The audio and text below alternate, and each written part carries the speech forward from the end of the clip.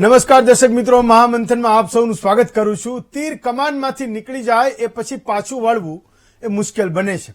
અત્યારે તો ભાજપ અને કોંગ્રેસના કાર્યકરોએ વિરોધના તીર જે છોડ્યા છે તે મર્યાદા ચૂકી ગયા છે।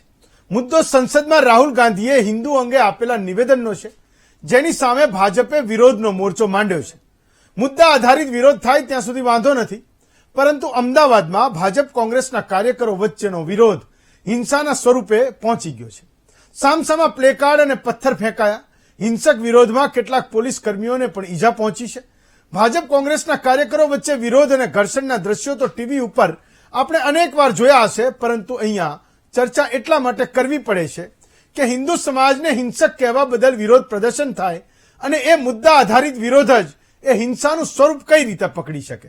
રાહુલ ગાંધીના નિવેદન સામે ખુદ પ્રધાનમંત્રી સંસદમાં સંસદીય મર્યાદામાં રહીને જવાબ આપી રહ્યા હતા, તો પછી એ જ પક્ષના અને સામા પક્ષના કાર્યકરો મર્યાદા કેમ ચૂક્યા? રાહુલ ગાંધી પણ એવી જ વાત કરે છે કે હિન્દુ ધર્મ અહિંસક છે, તો પછી એમાં હિંસાને સ્થાન કઈ રીતે મળ્યું? સંસદ કે સંસદની બહાર રાજકીય પક્ષો મુદ્દા આધારિત વિરોધ કરે એનો વાંધો હોય જ ન શકે, પરંતુ મુદ્દો બાજુ પર રહી જાય અને વિરોધ તથા હિંસક એ હાવી થઈ જાય એ કોઈ સંજોગોમાં યોગ્ય ન કહી શકાય। અત્યારે બંને પક્ષના જવાબદારો પાસેથી એ જવાબ મેળવવાનો પ્રયત્ન કરીશું કે હિંસાના વિરોધમાં હિંસા થઈ કેમ।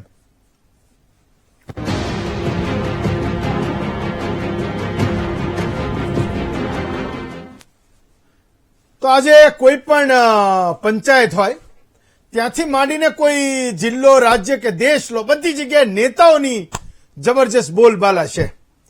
કોઈ નોકરિયાત માણસે એના પોતાના હકો માટે જો ક્યાંય પ્લે કાર્ડ લઈને બેઠો, દેખાવો કરવા બેઠો, તો કેવા કેવા કેસ થાય છે એ આપણને બધાને ખબર છે। ક્યાંક એ નોકરિયાતના મંડળનો, એ એસોસિએશનનો કોઈ નેતા પણ એ અંદર ખાને લઈ જઈને સરકાર એને શું અને કેવી રીતે દબાવે છે। ક્યારેક પોલીસે પ્રયત્નો કરે છે કે આ બધા ઝંડા છે એ મૂકી દે, તો એ શું થાય છે આપણને ખબર છે।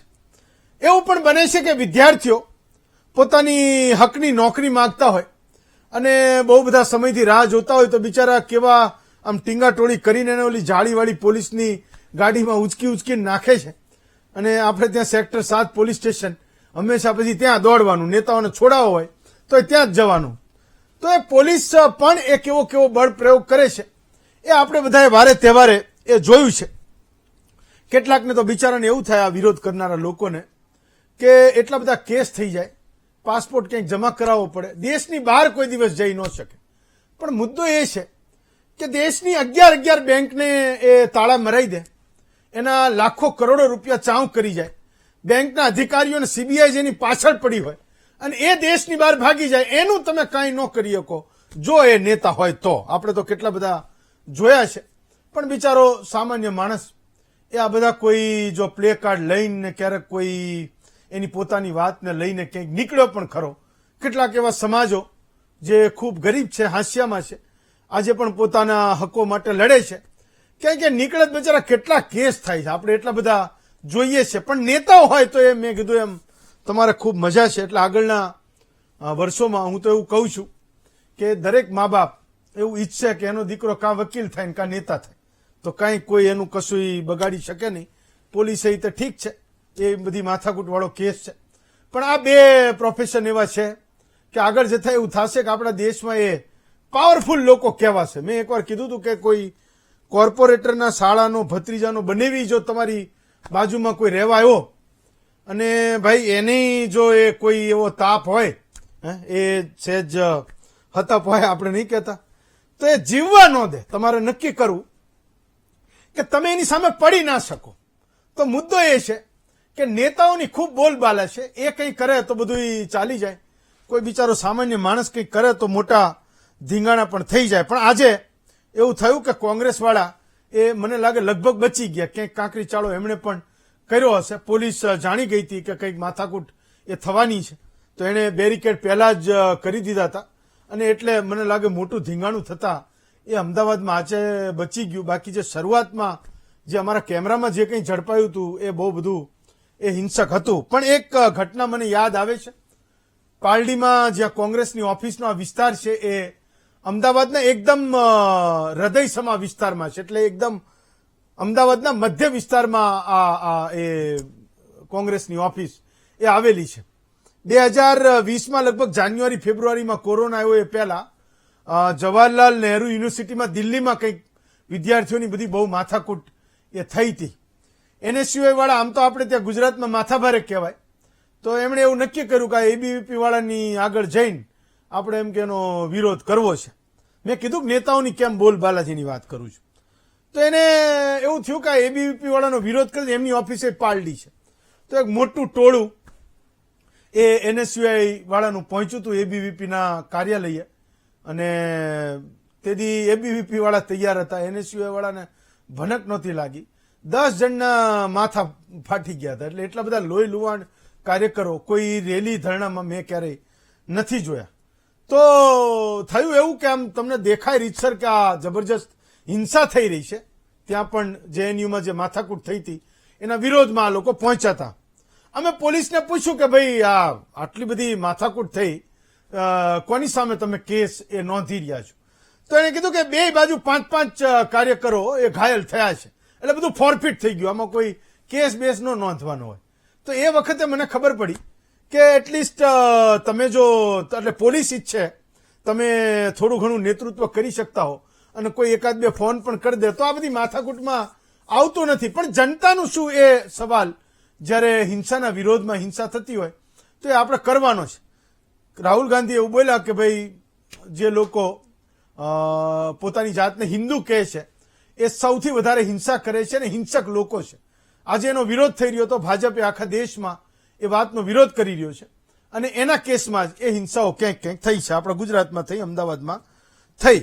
પણ માથાકૂટ એ છે એટલે આમ તો ના કહી શકાય, પણ જનતા જ્યારે મેન્ડેટ આપે છે ત્યારે એની એક જબરજસ્ત શક્તિ પણ એ નેતાઓમાં આવતી હોય છે.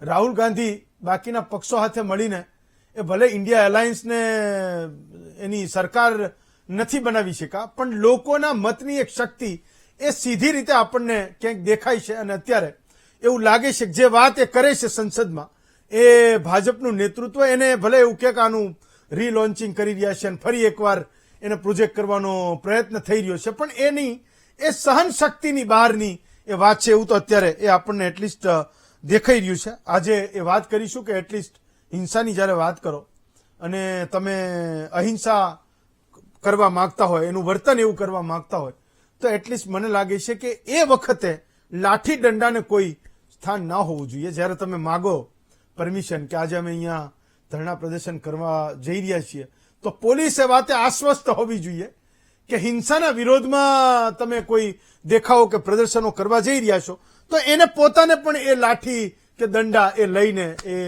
એને કાયદો અને વ્યવસ્થાની સ્થિતિ જાળવવા માટે ના જવું જોઈએ. પણ મેં કીધું એમ કે ગુજરાતનો સામાન્ય નાગરિક પણ એ જેને કહેવાય ને કે આદર્શ સ્થિતિમાં માલતો હોય છે, એની પોતાની ઈચ્છા હોય છે આવું હોવું જોઈએ, પણ એવું થતું નથી. જ્યાં નેતાઓની વાત થાય, જ્યાં રાજકારણની વાત થાય, જ્યાં એ રાજકીય પક્ષોના કાર્યકરોની જ્યારે વાત હોય. આજે આપણો વિષય એ છે કે હિંસાના વિરોધમાં એ હિંસા કેમ છે. આપણી સાથે 4 વક્તાઓ છે. આજે ભાજપ અને કોંગ્રેસ વાળાને જ પૂછવાનું છે, એના સિવાય મને લાગે કોઈ કહી ના શકે. હિંસા બીજું તો કોઈ કરવા ગયું નથી, ના તો કોઈ વિરોધ કરે છે, ના તો હિંસા વિશે કોઈ બોલ્યું છે. તો ભાજપ અને કોંગ્રેસના નેતાઓ જ કહેશે કે વાસ્તવમાં આ સ્વરૂપ એ કેમ ધારણ કરી રહ્યા છે. લોકોની અપેક્ષાઓ તમારા પાસેથી કંઈક બીજી છે. પણ જે માથાકૂટ થઈ છે એમાં રાહુલ ગાંધી અને નરેન્દ્ર મોદીએ શું કીધું એ સાંભળી લઈએ, પછી એ સવાલ જવાબને આપણે ખુલ્લા મૂકીએ. और दूसरी तरफ शिव जी कहते हैं डरो मत, डराओ मत, अभय मुद्रा दिखाते हैं, अहिंसा की बात करते हैं, त्रिशूल को जमीन में गाड़ देते हैं, और जो लोग अपने आप को हिंदू कहते हैं वो 24 घंटा हिंसा हिंसा हिंसा, नफरत नफरत नफरत, असत्य सत्य असत्य.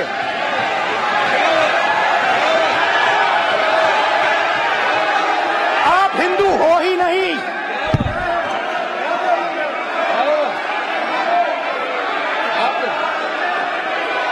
Just get me that picture of Shiva. Inside Speaker's office. Hindu धर्म में साफ लिखा है सत्य के साथ खड़ा होना चाहिए, सत्य से पीछे नहीं हटना चाहिए, सत्य से नहीं डरना चाहिए। अहिंसा हमारा प्रतीक है। अभय मुद्रा, ऐसे कीजिए, अभय मुद्रा।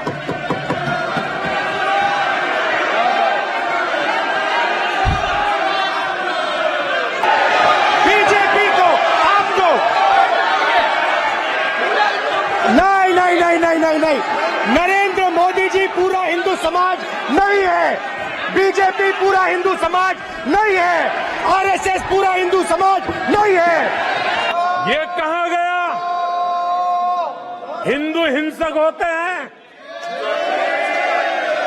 ये है आपके संस्कार, ये है आपका चरित्र, ये है आपकी सोच, ये है आपकी नफरत इस देश के हिंदुओं के साथ। ये कारनामे आदरणीय सभापति जी, ये देश शताब्दियों तक इसे भूलने वाला नहीं है।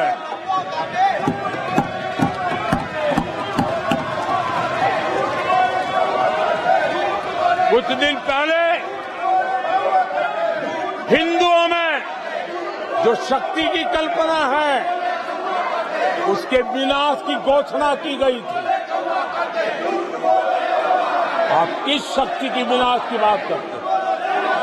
ये देश सदियों से शक्ति का उपासक है। ये मेरा बंगाल मां दुर्गा की पूजा करता है, शक्ति की उपासना करता है। ये बंगाल मां काली की उपासना करता है, समर्पित भाव से करता है। आप उस शक्ति के विनाश की बातें करते हो। ચલો આપણી સાથે કોંગ્રેસ અને ભાજપના બેયના બબ્બે નેતાઓ છે, દીપકભાઈ અને શૈલેષભાઈ ભાજપમાંથી છે ને નરેન્દ્રભાઈ અને મહેશભાઈ એ કોંગ્રેસમાંથી છે. રાવત સાહેબ, તમારાથી પહેલી શરૂઆત કરું છું.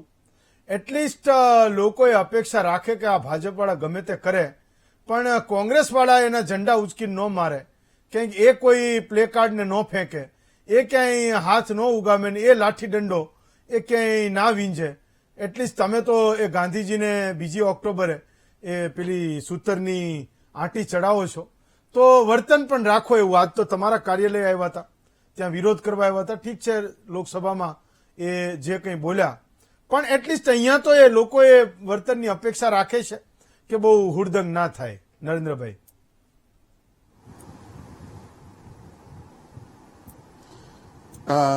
આપને એટલું જ કહેવા માંગુ છું કે ભારતીય રાષ્ટ્રીય કોંગ્રેસ આઝાદી પહેલા ગાંધીજીની દ્વારા આ સ્થાપેલી આ પાર્ટી હા, અને આઝાદી આ દેશને અપાવ્યા પછી આજ દિન સુધી હા, કોંગ્રેસ પક્ષ અહિંસામાં માને છે, વાસ્તવિકતા છે. ઓકે, એને અમારે કોઈ સર્ટિફિકેટ આપવાની જરૂર નથી, પણ વાસ્તવિકતા એ છે કે અમે હિંસાના વિરોધી છીએ, અહિંસામાં માનીએ છીએ.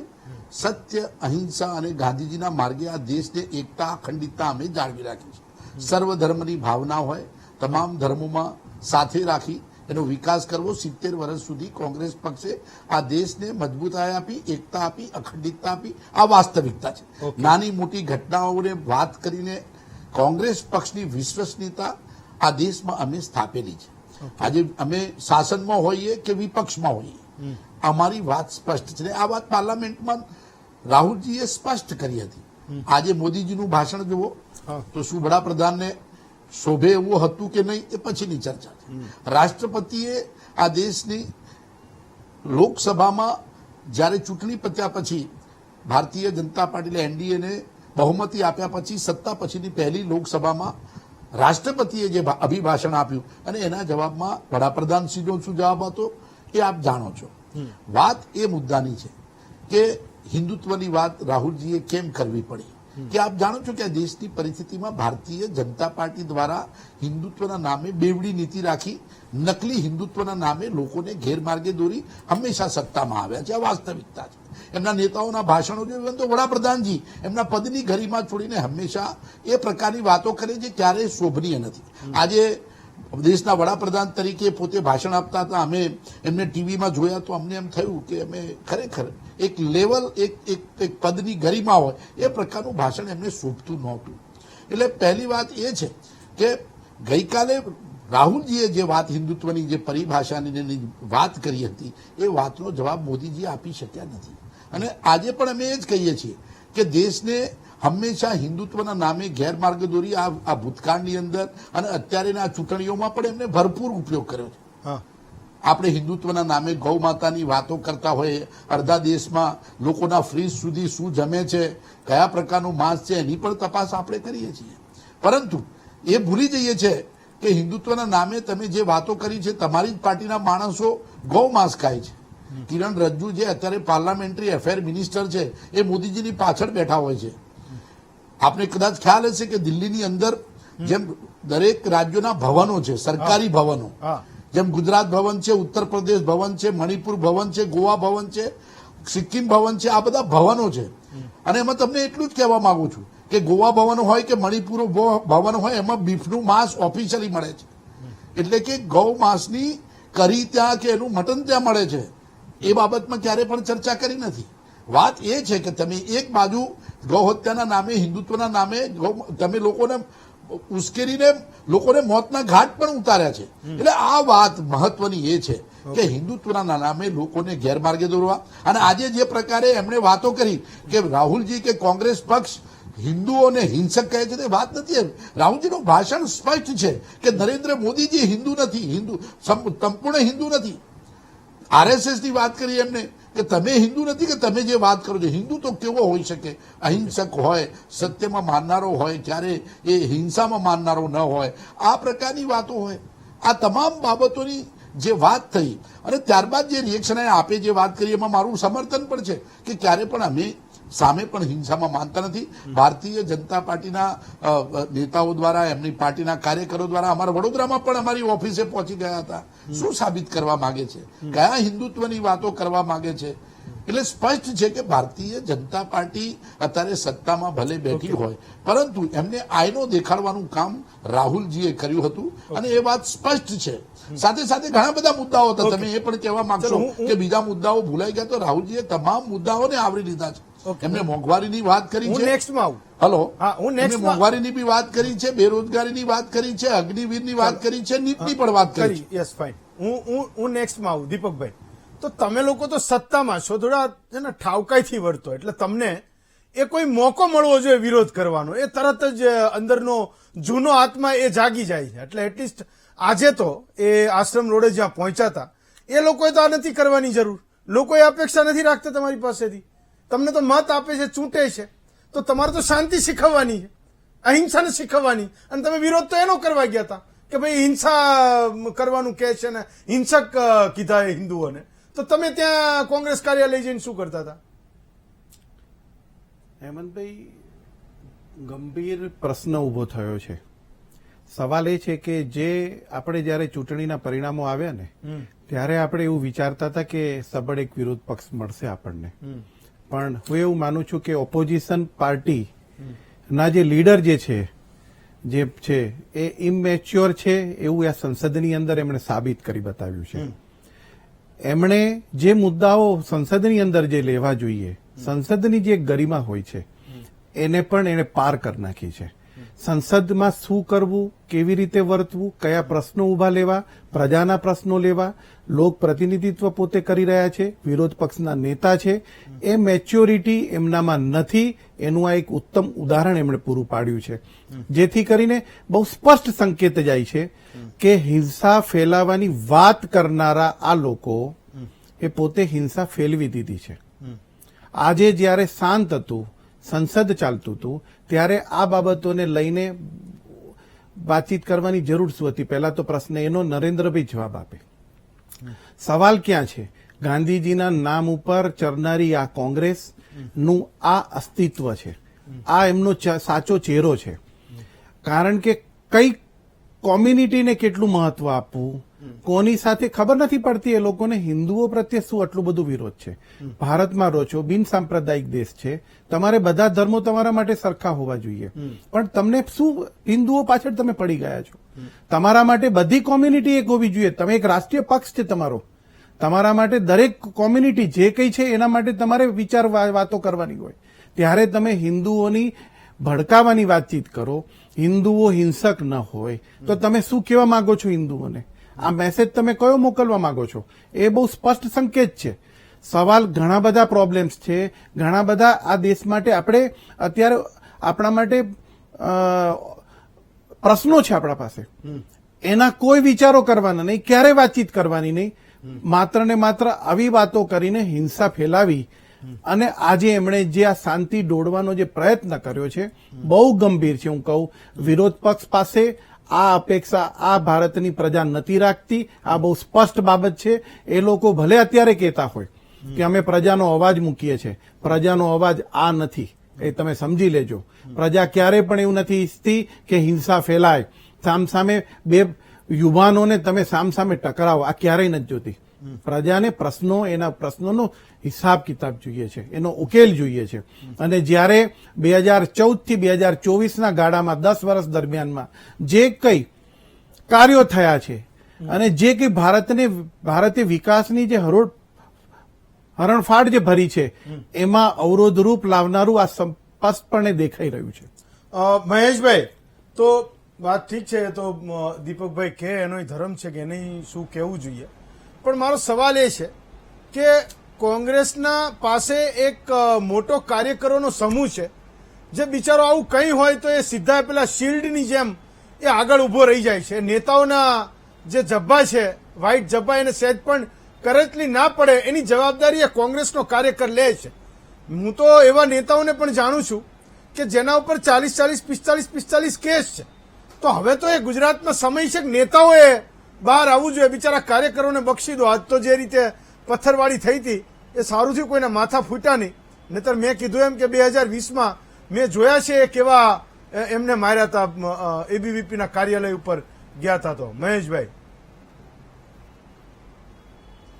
સાહેબ, પહેલા તો એ વસ્તુ કહી દઉં કે જે એક દીપકભાઈ એવો પ્રશ્ન કર્યો કે રાહુલજી અનમેચ્યોર છે, શું સંસદમાં લોકોના પ્રશ્ન ઉઠાવવા જોઈએ? તો દીપકભાઈ, ખેડૂતના પ્રશ્ન એ લોકોના પ્રશ્ન નથી, બેરોજગારીના પ્રશ્ન એ લોકોના પ્રશ્ન નથી, નીટનો જે પ્રશ્ન છે એ લોકોનો પ્રશ્ન નથી. એમાં તો તમારા પ્રાઇમ મિનિસ્ટર શ્રી મૂંગા થઈ જાય છે. વાત રહી જબ્બાવાળા નેતાઓની જે તમે વાત કરી એ બાબતે તમને કહી દઉં કે હંમેશા સૈન્ય હોય, રાજા હોય, એક આખી ફોજ હોય. નરેન્દ્રભાઈ બધે નીચે ન ઉતરે પથ્થર મારવા, પણ નરેન્દ્રભાઈ એની ફોજને મૂકી શકે જે આજે કરાયું.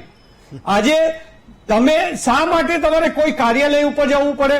તમારે વિરોધ કરવો છે, લોકોની સામે તમારે દેખાડવું છે કે તમે આ હિન્દુત્વના જે એજન્ડા, હું પણ હિન્દુ છું, શુદ્ધ મારા બ્લડની અંદર એક એક ટીપું હિન્દુત્વનું છે અને હું હિન્દુ છું, પણ હું રક્ષક હિન્દુ છું કે લોકોની રક્ષા માટેનો હિન્દુ છું. પણ કોઈને હિન્દુ કહી અને ડરાવવા અને એ ધંધો અમારી પાર્ટી કરતી નથી. આજે જે રીતે ભાજપે કોંગ્રેસ કાર્યાલય ઉપર કરાયું, રાજકોટ કરાયું, ગુજરાતમાં બધી જગ્યાએ કરાયું. આ લોકોને હું પ્રશ્ન કરવા માંગુ છું કે જ્યારે રાજકોટનો અગ્નિકાંડ આટલા 1 મહિનાથી ચાલી રહ્યો છે, તમે ગુભડ આમ ગરી ગયા હતા, કઈ ગુભડની ગટરની અંદર ગરી ગયા હતા એ કોઈને દેખાતું નહોતું. અત્યાર સુધી બહાર નહોતા આવતા, એક જવાબ દેવા નહોતા આવતા. લોકોના પ્રશ્ને, લોકોની જે ન્યાય દેવરાવો જોઈએ ત્યારે તમે આ બધા ભાજપ વાળા ભાગી ગયા, ન ન્યૂઝમાં આવે, ના ક્યાંય ડિબેટમાં આવતા હતા. આજે એકાએક એની જે ગુંડાઓની ફોજ હતી એ રોડ ઉપર મૂકી દીધી. રાજકોટના પ્રમુખ ભાજપના ક્યાંય અગ્નિકાંડ વિશે બોલતા નહોતા, એ આજે એકાએક રાજકોટમાં રોડ ઉપર આવી ગયા. આ જબ્બાવાળા નેતાઓ માત્ર ને માત્ર લોકોને છેતરવા માટે, ખોટું બોલવા માટે રોડ ઉપર આવે છે. લોકોને જયારે ન્યાય માંગવા રોડ ઉપર આવે તો એના ન્યાય દેવરાવવા માટે ક્યાંય આ ભાજપ આવતી નથી. આજે જે કાંઈ બનાવ બન્યો છે એ ઉશ્કેરણી કરવાનો ભાજપનો આ એક કિમિયો હતો.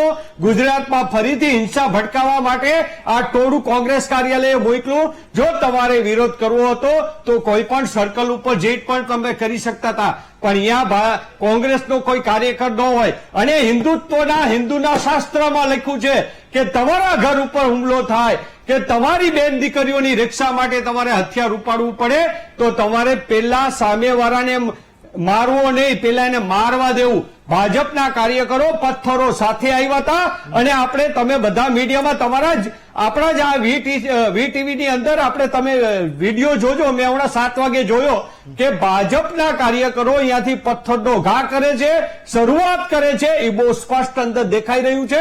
એટલે કોઈના ઘરે જઈને તમે એને ઉશ્કેરો.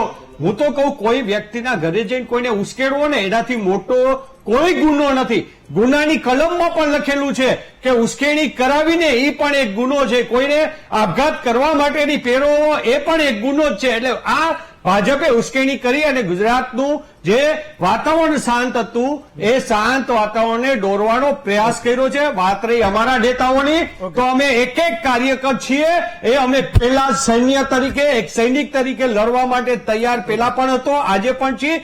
અમે કોઈ સંજોગોમાં ભાજપથી ડરવાના નથી, આરએસએસ થી ડરવાના નથી, ભાજપના ગુંડાઓથી ડરવાના નથી. અમારા નેતાઓનું પણ રક્ષણ કરશું, આ દેશનું પણ અમે રક્ષણ કરશું અને એ અમારો હક અને અધિકાર છે. શૈલેષભાઈ, તો મૂળ તો તમારા કાર્યકર્તાઓને જબરજસ્ત મજા છે.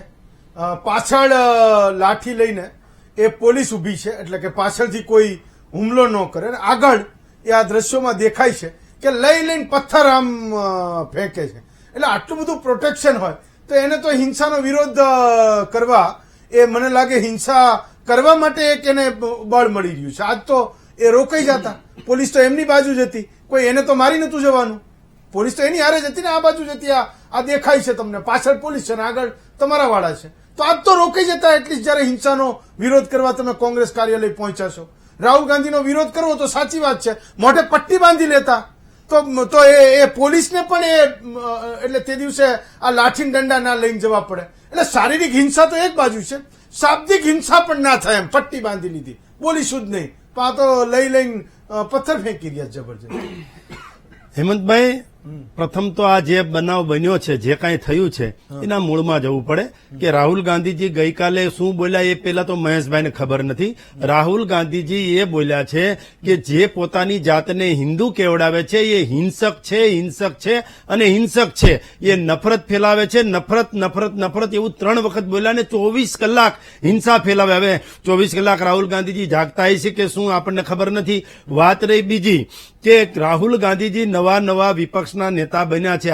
નવી વહુ આવે અને લાંબો ઘૂંઘટો તાણે ને એમ લાંબો ઘૂંઘટો તાણવા ગયા અને સલવાઈ ગયા છે. એને બોલવું તું કઈક અને બોલાઈ ગયું કઈક, એ પણ પરિસ્થિતિ બની છે. રાહુલજીએ સંસદના ફ્લોર ઉપર કેટલું બોલવું, ક્યાં બોલવું, કેવી રીતે બોલવું, ક્યાં અટકવું, ક્યાં ન બોલવું, ક્યાંથી બંધ કરવું, આ એને કઈ ખબર જ નથી. એ કોંગ્રેસના નેતાનો આ કઈ પેલું નથી. નહેરુજી પણ હિન્દુત્વ પ્રત્યે નફરત ધરાવતા હતા, એ આપણને ખબર છે. સરદાર વલ્લભભાઈ પટેલે પણ કહ્યું હતું કે હિન્દુ વિરોધી તમે કોઈ પણ બિલ લાવશો તો હું સંસદમાંથી રાજીનામું આપી દઈશ. આવું સરદાર વલ્લભભાઈ પટેલે નહેરુજીને કહ્યું હતું. એ જ વંશજ ચાલ્યો આવે છે. અને હમણાં વાત કરતા હતા કે અમે તો ગાંધી પરિવાર, હવે તમે ફિરોજ ગાંધી પરિવાર છો. આ ગાંધી પરિવાર સાથે સરખામણી કરી અને દેશને ઊંધા રવાડે ના ચડાવશો. મહેશભાઈ, એક વાત. અને બીજી વાત કે હમણાં તમે એમ કહેતા હતા કે હિંસા કોને કહેવાય, શું કહેવાય. હવે હિંસા અમને ખબર છે, કટોકટી હતી ને એ હિંસા હતી. એને હિંસા કહેવાય. શીખોને દોડાવી અને ગળામાં ટાયર નાખી અને માર્યા હતા, એ હિંસા કહેવાય ને. હિન્દુત્વની વાત રાહુલ ગાંધીજી કરતા હોય તો હેમંતભાઈ આપના વીટીવીના પ્રતિષ્ઠિત માધ્યમથી મારે પૂછવું છે કે રાહુલ ગાંધીજી, નહીં ભાઈ હું વચ્ચે નથી બોલ્યો, રાહુલ ગાંધીજીની નહીં, રાહુલ ગાંધીજી જો હિન્દુત્વની વાત કરતા હોય તો રામ કાલ્પનિક છે એવું પણ કહ્યું છે, અને રામ સેતુ એનું અસ્તિત્વ જ નથી એવું પણ કહ્યું છે, અને આ પણ કહ્યું છે. અને મારે એ પણ પૂછવું છે નરેન્દ્રભાઈ, મહેશભાઈ, કે એ પણ જણાવજો કે તમારા રાહુલ ગાંધીજી કઈ જાતિના છે અને કયો ધર્મ પાળે છે. એ ચોખવટ કરે ને એટલે દૂધનું દૂધ અને પાણીનું પાણી થઈ જશે. હેમંતભાઈ, મારે આજ એક બનાવ બન્યો રાજીવ ગાંધી ભવન પર, એ બાબતે પણ કેવું છે કે રાજીવ ગાંધી ભવન પર જ્યારે ભારતીય જનતા પાર્ટીના યુવા મોરચાના કાર્યકર્તાઓ પોલીસની પૂર્વ મંજૂરીથી ગયા અને વિરોધ પ્રદર્શન સાથે સૂત્રોચ્ચાર કરતા હતા. એ સૂત્રોચ્ચાર કરવામાં ક્યાંક ને ક્યાંક ત્યાંથી આપણે પણ આપના માધ્યમ, તમારી ટીવીના માધ્યમથી જોયું છે અમે કે ત્યાંથી ઇમરાન ખેડાવાલા, પ્રગતિબેન આહિર, હિરેન બેંકર અને અન્ય જે લોકો જે છે, શૈલેષ પરમાર, આવા દિગ્ગજ નેતાઓ પથ્થરો હાથમાં લઈ અને દોડે છે. પોલીસના પણ હાથમાં નથી રહેતા. એટલે પથ્થરો ક્યાંથી આવ્યા? જો અમે તો પૂર્વ મંજૂરી લીધી છે, અમારા કાર્યકર્તાઓ પૂર્વ મંજૂરી લીધી છે, એટલે એમાં તો પથ્થરો હોઈ ન શકે. શાંતિથી વિરોધ પ્રદર્શન થતું હતું. કોંગ્રેસ કાર્યાલયની અંદરથી બોટલો ફેંકવામાં આવી, કાચની દંડા લઈને બહાર આવ્યા અને અસંખ્ય કોંગ્રેસના કાર્યકર્તાઓ ત્યાં હાજર હતા. આમ તો આડા દિવસે કોંગ્રેસના કાર્યાલયમાં, રાજીવ ગાંધી ભવનમાં કાગડા ઉડતા હોય છે. આજે કેમ અચાનક આટલા બધા લોકો આવી ગયા? એ પણ સંશોધનનો વિષય છે. વિધર્મી લોકો પણ ત્યાં હાજર હતા, એ પણ સંશોધનનો વિષય છે. કોંગ્રેસ કાર્યકર્તા સિવાયના લોકો પણ હાજર હતા, એ પણ સંશોધનનો વિષય છે. આમાં અમે એમ નથી કહેતા કે કોનો વાંક છે ને કોનો વાંક નથી. એ કાયદાનું કામ કરશે. કોઈએ હિંસા કરવાનો અધિકાર નથી, એ પણ અમે માનીએ છીએ. પણ કોંગ્રેસ કાર્યાલયમાંથી પથ્થરો આવ્યા છે, એ દેખાય છે. અમારા કાર્યકર્તાઓને હોસ્પિટલમાં દાખલ કર્યા છે અને 7 ટાંકા આવ્યા છે. અમારા કર્ણાવતી શહેરના પ્રમુખ અમિતભાઈ શાહ એ પણ ત્યાં ઘટના સ્થળે દોડી ગયા છે અને સિવિલ હોસ્પિટલે ગયા છે. ત્યાંથી પણ ખબર પડી છે કે કેટલાય લોકોને વાગ્યું છે, પોલીસ કર્મચારીઓને પણ વાગ્યું છે. એટલે આવી હિંસા કોંગ્રેસ કરે એ એની ગળથુતીમાં છે. છેક નહેરુ ગાંધીથી આ ગાણવો, કોંગ્રેસનો ગાણવો દાજી ગયેલો છે. શૈલેષભાઈ, તમે જે શરૂઆતમાં બહેનોના ઘૂંઘટાવાળી વાત કરી એ પણ અપમાનજનક છે. ટીવીની સામે એ નહીં બોલવું જોઈએ કે તમે જે બોલ્યા એ અત્યારની વહુઓ નહીં આપવું જોઈએ. પણ હું એને વાળી લઉં છું કે હા ફાઇન મહેશભાઈ તમારો ટર્ન. ભાજપનો છે ને ઈ એને બોલ્યા ઈ. હા મહેશભાઈ ફાઇન, ઓકે. બહુ સ્પષ્ટ પતી ગઈ. કીધું. હા હા, નહેરુજી શુદ્ધ બ્રાહ્મીણ હતા, છે અને રહેવાના. રાહુલ ગાંધી શૈલેષભાઈ બધાનો વારો આવું છું, તમને પૂછીશ. હા હજી તમને અને તમે જે મહિલાઓ વિશે બોલ્યા છો એ તમારો ઓરિજિનલ ચહેરો છે. વાત રહી કાગડા ઉડવાની, મહિલા બહુ સ્પષ્ટ કહી દઉં કે કોંગ્રેસ તરફ જે કઈ કોઈ તમે ટોળું લઈને આવ્યા, તમને દેખાશે કે તમે જે ટોળું આશ્રમ રોડ થી જે સ્પીડમાં આવી રહ્યું હતું એમાં દેખાય છે કે શૈલેષભાઈ, અને મેં કીધું કે એને બોલી લેવા દો. પહેલા બહુ સ્પષ્ટ દેખાય છે કે પહેલો પથ્થર તમે માર્યો છે. હું હજી કહું છું કે હું હિન્દુ છું. હિન્દુ શાસ્ત્ર મુજબ મારું રક્ષણ કે મારી સાથે ઉભેલા લોકોનું રક્ષણ કરવું એ મારો હક છે. અને મારી ઉપર હું આજે એક રાજપૂત તરીકે અને એક હિન્દુ તરીકે કહું છું કે મારી ઉપર કે મારા પરિવાર ઉપર કોઈ હુમલો કરે તો હું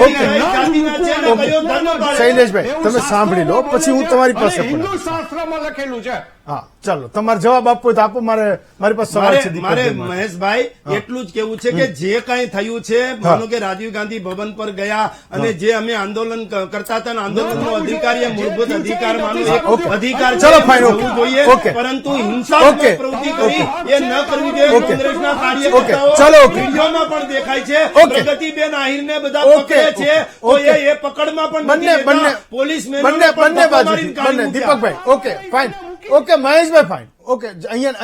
અહીંયા હિંસા નથી કરવી, શબ્દરૂપી પણ નહીં. દીપકભાઈ, એક સવાલ મહેશભાઈએ શરૂઆતમાં ઉઠાવ્યો કે રાજકોટમાં મેં પણ જોયા એ પ્રમુખને કે એ ઝંડો લઈને જતા હતા, તો અગ્નિકાંડ થયો ત્યારે તો તમે કોઈ બોલ્યા નહીં. એ લોકોએ કેટલા દિવસ બધા ધરણા કર્યા. રાજકોટના લોકોમાં એ જબરજસ્ત આક્રોશ હતો અને આજે એક મેન્ડેટ આવ્યો તો લઈને નીકળી ગયા, ઝંડા લઈને નીકળી ગયા. હેમંતભાઈ, પહેલા તમે જે સવાલ પૂછ્યો છે એનો હું જવાબ આપી દઉં, પછી હું એમણે જે આખરની જે વાતચીત તો એનો પણ મારે જવાબ આપવો છે. અગ્નિકાંડ વાળી બાબતમાં સરકારે પોતે પોતાની નીતિ સ્પષ્ટ બતાવી દીધી હતી. પછી જાહેરમાં બધાને ન કહેવાનું હોય, પબ્લિકને જે કંઈ આશ્વાસન આપવાનું હતું, જે કંઈ કરવાની હતી કાર્યવાહી કરી લીધી છે. પરંતુ વિરોધ પક્ષ તરીકે જો પોતે પોતાની રાજકીય પાર્ટી કહેતા હોય કોંગ્રેસ, તો કોંગ્રેસ ક્યાં હતી એ વખતે? એનો જવાબ આપે. એ અમારી વાતચીતો કરે છે તો રાજકોટમાં એ લોકોના નેતા ક્યાં હતા? આજે ડિબેટમાં મહેશભાઈ બોલે છે, પહેલા બોલ્યા છે મહેશભાઈ ક્યારે પણ અગ્નિકાંડ વિશે? સવાલ બીજો સવાલ એ કહેતા હતા કે ભારતીય જનતા પાર્ટીના કાર્યકર્તાઓ શું કામ કોંગ્રેસના કાર્યાલય ઉપર આવ્યા? જુઓ મહેશભાઈ અને નરેન્દ્રભાઈ, બહુ સ્પષ્ટ સાંભળી લેજો. હિન્દુઓ વિશે વાત જ્યારે પણ તમે ખોટી વાત કરશો ને તો ઈંટનો જવાબ પથ્થરથી તમને મળશે ને 100% ઠારવાયો 100% મળશે તમને. એકદમ બધું ગરમ આજ થઈ ગયું. પછી બોલવાની ભૂલ ના કરતા તમે. કોઈ પણ જ્ઞાતિ વિશે બોલવાની ભૂલ ના કરતા તમે. ચલો. ખામ પદ્ધતિ લઈને તમે જ્ઞાતિઓના વાળા બધા- કરવામાં આવ્યા છે. મતની વોટ બેંક બંધ કરી દેજો. અચ્છા, સાચી મહે- વાત તમને કહું છું. મહેશભાઈ- તમને આનો જવાબ બહુ કરારો મળશે. આ તો હજી ટેલર હતું, સમજી લેજો. મહેશભાઈ- બાકી ઘરની બહાર નીકળવાનું મહેશભાઈ, પણ તમારા દીપકભાઈ. બંધ કરી દેવામાં આવશે. મહેશભાઈ- તમે કયા મોઢે વાતચીત કરો છો હિન્દુઓની સામે? સાંભળો, સાંભળો, હિન્દુઓ બનશે પણ સાંભળો, ખરા. સાંભળો. જો તમારી જવાબ આ રીતનો રહેશે તો ચાલો, એક મિનિટ. ઘરની બહાર નીકળવાનું એક પણ તમારું બંધ એક કરી મિનિટ. દઈશું અમે. મહે- હિન્દુઓ વિશે બોલવાનું બંધ કરી દીપકભાઈ, દેજો. દીપકભાઈ. અરે આ શું તમારી ફિતરત છે? દીપકભાઈ જે મહેશ કઈ તમારી જે પેઢીઓની સાંભળો, ગણાવી આ છે ને, દેશનું- એ હેસિયત યાદ કરજો તમે. ચાલો, એક મિનિટ. આ કોઈ દી પણ હિન્દુઓ ઓકે. સામે બોલવાની વાત ન ચાલો, કરતા. દીપક- અને કોઈ પણ જ્ઞાતિ વિશે દીપકભાઈ ને મહેશભાઈ ભારતની અંદર રહેવું દીપકભાઈ, હોય, મહેશભાઈ. કોઈ પણ જ્ઞાતિ વિશે તમારે બંને બોલવાનું હક બંને નથી. સાંભળો, અરે બંને એક વખત વિરોધ પક્ષ મહેશભાઈ, તમે દીપકભાઈ વોટ બેંક માટે દીપકભાઈ. રાજનીતિ કરો છો. દીપકભાઈ અમારા પાસે મહેશભાઈ. કઈ વાંધો નથી. દીપકભાઈ. પણ આ દેશની પ્રજાને ઓકે. વિભાજન કરવાનું ક્યારેય ભૂલ સાંભળો, કરતા નહીં. અહીંયા બેઠેલા બધા આનો હિન્દુ છે. જવાબ દીપકભાઈ. તમને બહુ કરારો મળશે. દીપકભાઈ, દીપકભાઈ, દીપકભાઈ. ટેલર બતાવ્યું છે. દીપકભાઈ, કોઈ અહીંયા પણ બેઠેલા- જ્ઞાતિ દીપકભાઈ. હિન્દુઓની વાત નથી કરતો. કોઈ પણ જ્ઞાતિ વિશે બોલવાની દીપકભાઈ. વાત ન કરતા. દીપકભાઈ. રાજકારણ કરવું હોય તો કરજો. દીપકભાઈ. મુદ્દાઓ સાથેનું રાજકારણ કરજો. બાકી આજ પછી દીપકભાઈ. ક્યારે પણ આવી દીપકભાઈ. રાજનીતિ દીપકભાઈ. પ્રયત્ન કરશો તો એનો જવાબ તમે આ બે રીતનો તમે બે મળશે. તમે બે સમજી લેજો. દીપકભાઈ ખાલી દીપકભાઈ વાત દીપકભાઈ ધ્યાન રાખજો. દીપકભાઈ તમે બે ટીવી ફાડીને હમણાં બહાર આવી જશો. સવાલ એ છે કે અહીંયા હેમંતભાઈ વાતચીત કરે છે. અહીંયા અરે બેઠેલા હિંસા, એક અરે હું હિન્દુ છું, દીપકભાઈ હિન્દુ છું. શું બેઠેલા હિન્દુ છું? અહીંયા બેઠેલા બધા હિન્દુ છે. હિન્દુ વર્તન જ દીપકભાઈ વાત કરો છો. દીપકભાઈ મહેશભાઈ અહીંયા બેઠેલા બધા લોકો હિન્દુ છે, પણ આ દેશની આયરની છે કે સંસદમાં કોઈ એક વાત થાય અને આખો દેશ એ હિન્દુ મુસલમાન પર એ ચર્ચા કરવા તૂટી પડે છે. મુદ્દો માત્ર એટલો છે. શરૂઆત કોણે કરી? મુદ્દો માત્ર એટલો છે. સંસદમાં વાત કરવાની જરૂર શું મુદ્દો હતી? મુદ્દો માત્ર એટલો છે કે સંસદમાં મુદ્દો દીપકભાઈ દીપકભાઈ મુદ્દો દીપકભાઈ દીપકભાઈ દીપકભાઈ દીપકભાઈ દીપકભાઈ દીપકભાઈ મુદ્દો માત્ર એટલો જ હતો. ત્યારે તમારે શંકરનો ફોટો બતાવવો પડે મુદ્દો માત્ર એટલો જ હતો કે લોકસભાના બોલવાના દાયરામાં રહીને ભાજપ અને કોંગ્રેસ જે કંઈ બોલ્યા, જે કંઈ કોઈનો વિરોધ કર્યો, એ પછી મૂળ મુદ્દો એ હિંસાનો છે. વાત એ હિંસાના વિરોધની દેશમાં જુદા જુદા બેનર અને પોસ્ટર લઈને થઈ રહી છે. ત્યારે માત્ર સવાલ એટલો છે કે એકબીજા એ અહિંસાના સ્વરૂપે એ હિંસાનો વિરોધ કરે. આ દેશની, ગુજરાતની, અમદાવાદની, રાજકોટની, બરોડાની જનતાની પોતાની એક માંગ પણ છે, ઈચ્છા પણ છે અને અપેક્ષા પણ છે. એ જ અપેક્ષા રાખે છે. ફાઇન નરેન્દ્રભાઈ, પણ સવાલ માત્ર એટલો છે કે આજે એટલીસ્ટ આ જે કંઈ ઘટનાક્રમ બન્યો, હું એવું માનું છું કે રાહુલ ગાંધીએ જે કંઈ કીધું એ એક બાજુની વાત છે. દેશમાં એ એનડીએના તમામ લોકો એ સંસદમાં પણ એનો વિરોધ કરી રહ્યા છે. મારો ખાલી મુદ્દો એટલો છે કે એક જવાબદાર રાજકીય પક્ષ તરીકે જ્યારે તમે સંસદમાં એવું કહો છો કે તમારે ગુજરાતમાંથી એનડીએને ભાજપને હરાવવી છે, તો તમારે એટલીસ્ટ અહીંયા એક દીવાદાંડી સમાન એ ઉદાહરણરૂપ કામ કરવું પડશે. એ કાર્ય કરે એ નેતાએ ગુજરાતના લોકોના દિલ જીતવા પડશે. એ લાઠી દંડા અને પથ્થરોથી નહીં ચાલે. મારો સવાલ માત્ર આટલો છે. હું સંસદની વાતને એક બાજુ રાખું છું, જે કંઈ બોલ્યા જેને વિરોધ કર્યો એ. નરેન્દ્રભાઈ. હેમંતભાઈ, આપની વાતને હું એક કહેવા માંગુ છું કે ગુજરાતની વાત નરેન્દ્ર મોદીજી અને અમિત શાહને એમને ઉદ્દેશીને કહ્યું હતું કે ગુજરાતમાં અમે જીતીને બતાવીશું, એનડીએ જીતીને બતાવીશું. અને આ પ્રકારની વાત એમને એક ઉત્સાહ પ્રેરક રીતે ત્યાં બી કરી હતી અને એ વાત પાછળ એ મહેનત પણ કરવાના છે, એ વાત અલગ છે. પરંતુ એની સાથે હિંસા કરવી, હમણાં દીપકભાઈ જે બોલતા હતા, ખરેખર મને દુઃખ થતું હતું. સૌપ્રથમ હું કોઈ પણ વાતમાં સ્પષ્ટ રીતે માનું છું કે લોકશાહીમાં અને આ દેશમાં તમામ ધર્મના લોકો રહે છે અને જ્યારે પણ એનો કોઈ પ્રોટેસ્ટ કરવાનો હોય તો લોકશાહીની ઢબે કોઈ કોંગ્રેસ ઓફિસ હોય કે ભાજપ ઓફિસ પર પ્રદર્શન ન હોવું જોઈએ, પ્રજા સામે એનો જવાબ માંગવો જોઈએ, કારણ કે આ પ્રકારની વાત ન હોવી જોઈએ. જે પ્રકારે દીપકભાઈ બોલતા હતા મને ખબર નહીં પડી કે આ પ્રકારનું કેવી રીતે બોલી શકાય. ઈટનો જવાબ પથ્થરથી આપી એમને મારે ઉશ્કેરવા નથી અત્યારે, પરંતુ એમના એક એક શબ્દ હિંસા પ્રેરિત હતા કે કોઈની વિશે બોલવું નહીં, કોઈ જ્ઞાતિ વિશે બોલવું નહીં. એમનું તમામ બાબતો કોઈ પણ રીતે ભારતીય જનતા પાર્ટી હિન્દુત્વની બાબતમાં બંધ બેસતી નહોતી, અને હું સખ્ત શબ્દોમાં વખોડી કાઢું છું. કોઈ પણ જગ્યાએ તમે એક્શનનું કોઈએ રિએક્શન આપ્યું હોય, એવી બધી વાતો થતી હોય, એ ક્યારે પણ ચાલી ન શકે. આ દેશમાં હિંસાને કોઈ સ્થાન નથી, પરંતુ આ વાતનો ઉલ્લેખ અત્યારે ચૂંટણી નથી, અને ચૂંટણી સમયે આ પ્રકારની ઘટનાઓ ઘટે છે. આ ચૂંટણીના પ્રચારમાં જે પ્રકારે હિન્દુ મુસ્લિમની વાત કરવામાં આવી એ ખૂબ દુઃખદાયક હતી, અને એમાં સૌથી વધુ અને સમગ્ર દેશની પ્રજા જાણે છે. હમણાં શૈલેષભાઈ પરમાર કરીને પ્રવક્તા બોલતા હતા કે રાહુલજી એવું બોલતા હતા કે હિન્દુ હિંસક છે. આ પ્રકારની વાત છે જ નહીં. તમે ભાષણ પહેલા સાંભળી લો. એમણે એમ કહ્યું હતું કે હિન્દુ હિંસક ના હોઈ શકે, અને જે આ પ્રકારની પ્રવૃત્તિ કરે છે એ લોકો હિંસક, એ હિન્દુ ના હોઈ શકે. અને વાત સૌથી પહેલા ભારતીય જનતા તરફ આંગળી કરી હતી. અમે ભારતીય જનતા પાર્ટી, એમણે સ્પષ્ટ કીધું કે ભારતીય જનતા પાર્ટી સમસ્ત હિન્દુ સમાજ નથી, હિન્દુ સમાજ નથી. મોદીજી સંપૂર્ણ હિન્દુ સમાજ નથી, આરએસએસ સંપૂર્ણ હિન્દુ સમાજ નથી. તમે હિન્દુત્વનો ઠેકો નથી લાગ્યો, બધા જ હિન્દુ છે, પરંતુ હિન્દુત્વની વ્યાખ્યા આપતા ભારતીય જનતા પાર્ટી એની ખોટી વાત કરી. સમગ્ર દેશની અંદર જે પ્રકારે હિંસાનું પ્રદર્શન કર્યું છે એ તો એમને સાબિત કરી દીધું. એ શું કરવા આવ્યા હતા? હમણાં ના કહ્યું કે કોઈને વિશે બોલશો તો અમે ઘરે આવીને પકડીને ઘરમાં ઘૂસીને મારીશું. શા માટે આવ્યા હતા? પ્રદર્શન કરવા આવ્યા હતા. પ્રદર્શન તો પ્રજા વચ્ચે કરો, પ્રજાને બચાવો કે કોંગ્રેસ કેવી છે, ભારતીય જનતા પાર્ટી કેવું છે, એની વાત કરવાની હોય. તમે સ્પષ્ટ રીતે જે તમારા ભાષણોમાં જો કોઈની બી વાતો કરો, કોઈ પણ જ્ઞાતિની વાતો કરશું તો આમ કરીશું, આ ચૂંટણીમાં શું થયું તમે જાણો છો. એ તમારે એમને મળવાની જરૂર હતી. ભાઈ દીપકભાઈને રૂપાણી સાહેબને મળવાની જરૂર હતી કે એ જ્ઞાતિ વિશે શું બોલ્યા હતા. વાત એ છે કે તમે બોલવામાં ભાન રાખો. ભારતીય જનતા પાર્ટીના નેતાઓ બેબાકડા બની ગયા છે. નરેન્દ્ર મોદીજી પણ જવાબ નથી આપી શક્યા. રાહુલજીએ જે પ્રકારે હિન્દુત્વની વાત કરી, નકલી હિન્દુત્વની વાત કરી, અને ભારતીય જનતા પાર્ટીએ બેવડા ધોરણો કરી આ દેશના હિન્દુત્વની લાગણીઓ સાથે છેડા કર્યા છે, હિન્દુઓને છેતર્યા છે, એ સાબિત થઈ ચૂક્યું છે. મારે બ્રેક લેવો પડશે. જનતા એ હંમેશા નેતાઓને ને પક્ષોને અરીસો ધરતી હોય છે. આપણે એવું કહીએ છીએ કે ચૂંટણીના મહાપર્વમાં એ લોકો નક્કી કરે છે કે કોણ આકાશમાં રહેશે ને કોણ જમીન પર આવશે. આજે અમે એ સવાલ જનતાને પૂછ્યો હતો, એણે જે વોટ કર્યો એ પણ જોવા જેવો છે. અમારો સવાલ એ હતો કે ભાજપ કોંગ્રેસનો હિન્દુના નામે સામસામો વિરોધ છે, એ દેશના મૂળ મુદ્દા ભૂલાવી દેશે. સવાલ અમે ગુજરાતના લોકોને કર્યો હતો. 86% લોકો એવું કહે છે કે હા એ વાત સાચી છે, મારા ને તમારા મુદ્દા ભૂલાઈ જશે. 14% લોકોને હજુ પણ એવો વિશ્વાસ છે કે ના, એ મુદ્દા નહીં ભૂલી જવાય, એ બધું બરાબર રહેશે, પણ આ તો થવું જ જોઈતું હતું. એક બ્રેક લઈએ. બ્રેક. દીપકભાઈ, જો ગાંધીજીને માનતા હોય તો એ તો એવું કહેતા હતા કે એક ગાલે કોઈ લાફો મારે તો બીજો ધરવો.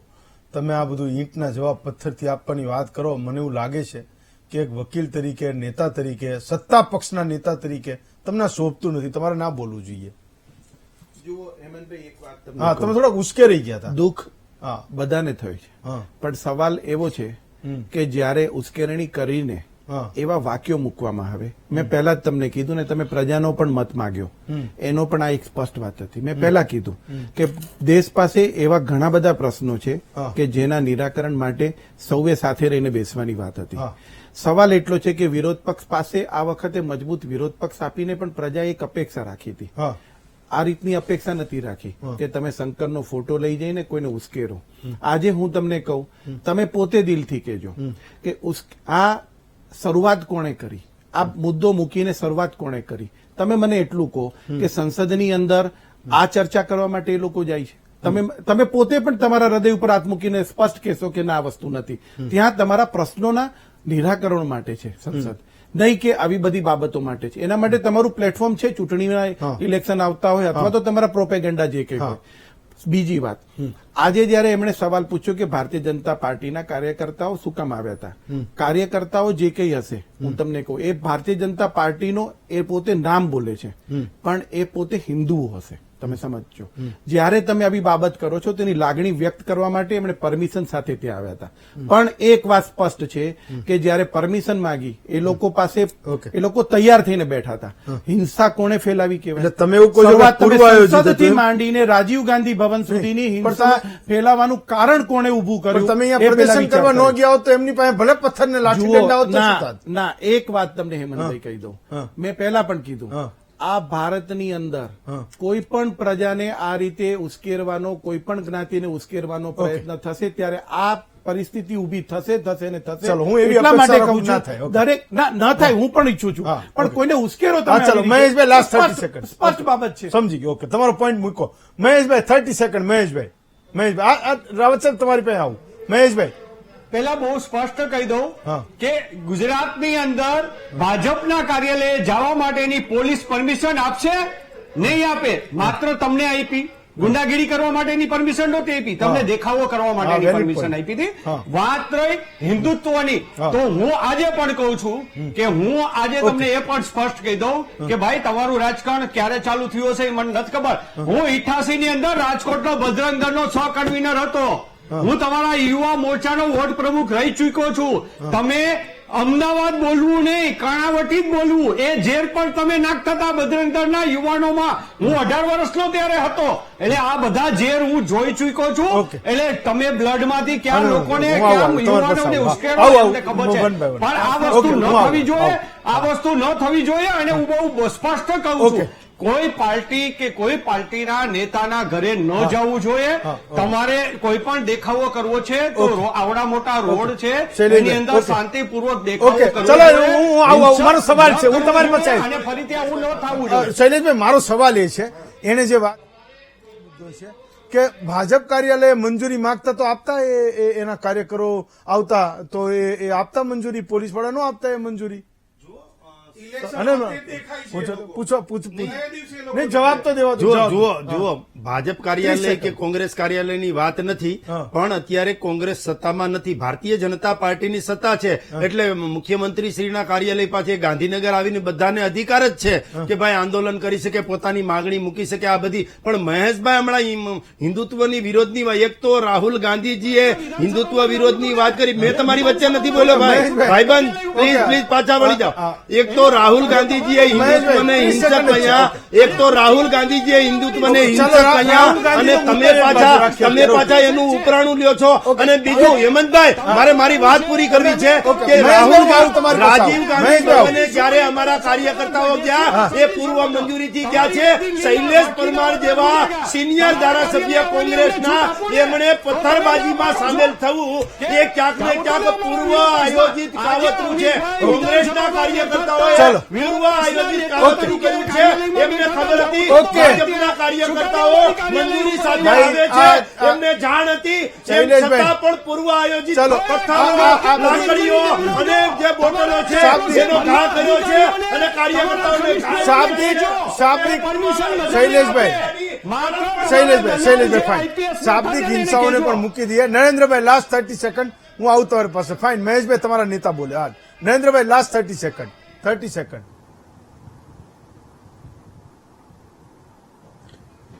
હું સ્પષ્ટ રીતે એ કહેવા માંગુ છું જી. કે જે પ્રકારે ભારતીય જનતા પાર્ટીએ સમગ્ર દેશમાં જે કોંગ્રેસ ઓફિસ પર દેખાવો કર્યા છે, હિંસાનું એક ઉદાહરણ છે. વાસ્તવિકતા એ છે કે રાહુલજીએ પાર્લામેન્ટમાં કોઈ પણ હિન્દુને અપમાનજનક વાત નથી કરી, ધર્મને અપમાનજનક વાત નથી કરી. એમને નકલી હિન્દુઓની વાત કરી છે અને આજે નકલી હિન્દુઓ જાગ્યા છે. દેશનો કોઈ હિન્દુ રસ્તા પર નથી આવ્યો. આ ભારતીય જનતા પાર્ટીનું નકલી હિન્દુત્વ બહાર આવી ગયું, એ જ એમને સાબિત કર્યા હતા. આ નકલી હિન્દુઓ બહાર આવ્યા. ઓકે, ચલો, લાસ્ટ 30 સેકન્ડ. ઓકે, શૈલેષભાઈ, ઓકે, હા, તમારા નેતા બોલે. હા, બોલો દીપકભાઈ. Last 30 second. તમે આંગળી ઊંચી કરી. મહેશભાઈએ જે મારા રાજકારણની વાતચીત કરી, હા, મહેશભાઈ- પર્સનલ નથી, personal. ના પર્સનલ જ એને કીધું ના, છે. personal એણે- નથી. હું તમને કહી દઉં personal પણ તમે એમને personal ખબર જવાબ નથી નહીં એમનું આપો, છોડ દો. રાજકારણ કેટલું છે એટલે એમણે એમની ઓળખાણ આપવી પડી. હા. મારા રાજકારણની મારે ઓળખાણ આપવાની કોઈ જરૂર નથી. એટલે ભૂલથી પણ પર્સનલ એટેક ક્યારે પણ ન કરો. આ તમારી ઇમેચ્યોરિટી બતાવે તમારા રાજકારણની. નથી કર્યો. ઓકે, મેં એ ખબર પડી ગઈ Personal તમારી વાતની ખબર પડી ગઈ. શું તમારા વર્ણન વર્ણન તમારે ના કરાય. અમે તમારા ખોલશું તો વખાણ ઇતિહાસ બીજા નીકળી જશે. પોતે ને પોતે ચૂપચાપ બેસો. વખાણ ના કરાય. દીપકભાઈ, શૈલેષભાઈ, નરેન્દ્રભાઈ, બેસો, મહેશભાઈ, ચારેય વક્તાઓનો ખૂબ ખૂબ આભાર માનું છું. આમ તો આપણે ત્યાં એવું થાય છે કે હિંસાનો વિરોધ કરવાનો હોય તો અહિંસા હોવી જોઈએ, પણ માથાકૂટ એ છે કે નેતાઓની વાત આવે તો આમરણ ઉપવાસ કરવાના, કાજુ બદામ ને દ્રાક્ષના ભોગ ધરવાના, તો કહેવાય એવું કે આમરણ ઉપવાસ કરે છે.